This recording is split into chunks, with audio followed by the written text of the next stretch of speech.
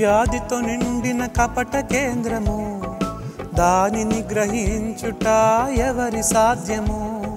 మనసు మర్మ మెరిగిన మహనీయుడా, మనసు మార్చగలిగిన నిజ దేవుడా, మనసు మర్మ మెరిగిన మహనీయుడా, మనసు మార్చగలిగిన నిజ దేవుడా, నా మదిని కోవెలగా మలుచుకోవయా, నా హృదిని రారాజుగా నిలిచిపోవయా, నా మదిని కోవెలగా మలుచుకోవయా, నా హృదిని రారాజుగా నిలిచిపోవయా, మనసున్న మంచి దేవా.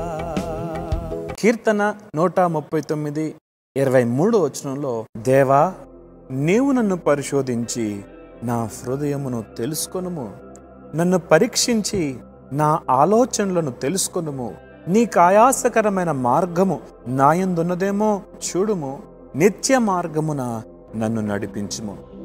ఇది చాలా అద్భుతమైన ప్రార్థన, ప్రతి విశ్వాసి చేయవలసిన ప్రార్థన. భక్తుడు దావీదు ఈ ప్రార్థన చేశాడు. ఆధ్యాత్మిక జీవితంలో మనం పరీక్షించబడటానికి 3 ప్రాముఖ్యమైనవి ఉన్నాయి.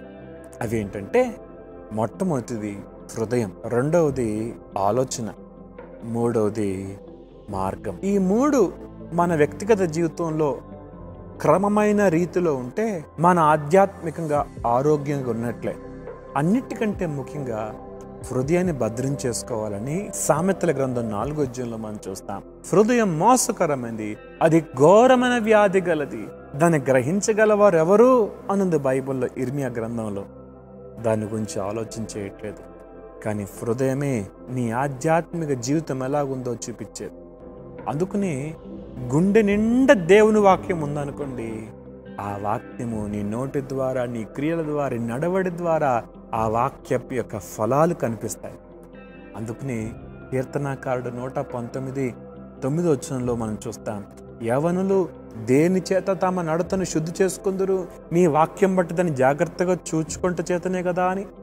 అలాగే 119:11 వచనంలో మనం చూస్తాం, నీ ఎదుట నేను పాపము చేయకూడనట్లు నా హృదయములో నీ వాక్యం ఉంచుకొని ఉన్నాను. హృదయంలో వాక్యం ఉంటే అబ్బా, ఆ జీవితం ఎంత అద్భుతంగా ఉంటుందండి.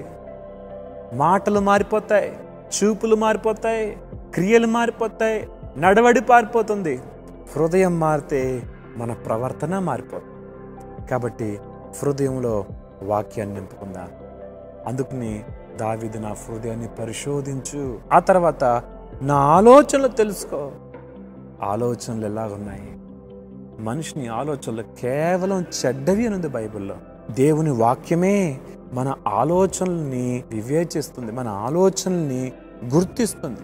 కాబట్టి మన ఆలోచన సరి అయిందిగా ఉందా, వేరుగా ఉందా ఒకసారి పరీక్షించుకోవాలి. నేను ఏ మార్గంలో ఉన్నాను? దేవుని మార్గంలో ఉన్నానా, సాతాను మార్గంలో ఉన్నానా, నా ఇష్టమైన మార్గంలో ఉన్నానా అని మనల్ని మనం పరీక్షించుకోవాలి.